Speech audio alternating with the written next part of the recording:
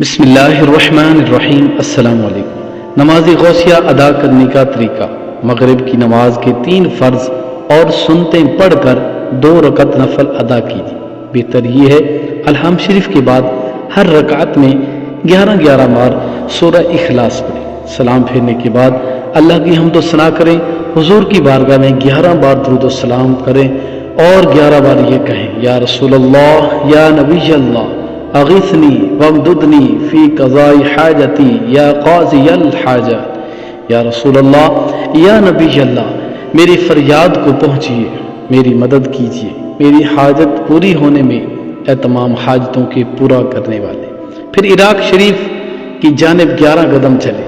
ہر قدم پر یہ کہیں: یا غوث الثقلین و کریم الطرفین اغثنی وامددنی فی قضاء حاجتی یا قاضی الحاجات۔ اے جن و انس کے فریاد رس اور اے مائی باپ دونوں طرف سے بزرگ، میری فریاد کو پہنچیے، میری مدد کیجیے، میری حاجت پوری ہونے میں اے حاجتوں کے پورا کرنے والے۔